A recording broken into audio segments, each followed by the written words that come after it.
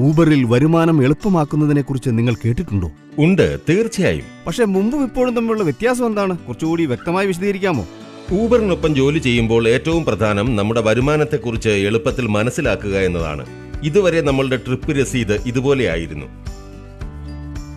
Uber trip രസീതുകളിൽ service fees, റൈഡറുകളിൽ നിന്ന് വാങ്ങിയ മറ്റ് നിരക്കുകൾ എന്നിങ്ങനെ എല്ലാ വിവരങ്ങളും ഊബർ നമ്മളുമായി പങ്കിട്ടിരുന്നു. എന്നാൽ പല ഡ്രൈവർ പാർട്ട്നേഴ്സും ട്രിപ്പ് രസീതുകൾ മനസ്സിലാക്കാൻ ബുദ്ധിമുട്ടാണെന്ന് കരുതുന്നു. അതിനാൽ ഇനി ഇവ നമ്മളുടെ ട്രിപ്പ് രസീതുകളിൽ നിന്ന് നീക്കം ചെയ്യപ്പെടും. ഇത് നമ്മളുടെ വരുമാനം കൂടുതൽ വ്യക്തമാക്കും. ഇത് നല്ല കാര്യമല്ലേ? നമ്മളുടെ വരുമാനം മാത്രമാണ് നമ്മൾ ഉദ്ദേശിക്കുന്നതെങ്കിൽ പിന്നെ എന്തിനും മറ്റു കാര്യങ്ങളെക്കുറിച്ച് വിഷമിക്കണം? അതിനാൽ ഇനി രസീതുകളിൽ നമ്മളുടെ വരുമാനം കൂടുതൽ വ്യക്തമായി കാണപ്പെടും.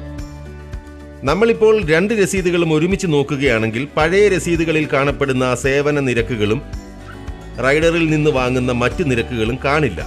പുതിയ രസീതിൽ ഇനി നമ്മളുടെ വരുമാനം വ്യക്തമായി കാണാം.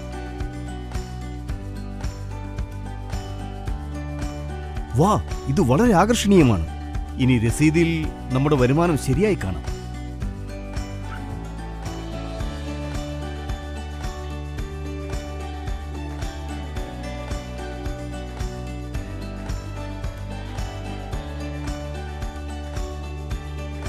ശരിയാണ്, ഡ്രൈവർ പാർട്ട്നേഴ്സിനെ എങ്ങനെ പരിപാലിക്കണമെന്ന് ഊബറിനറിയാം.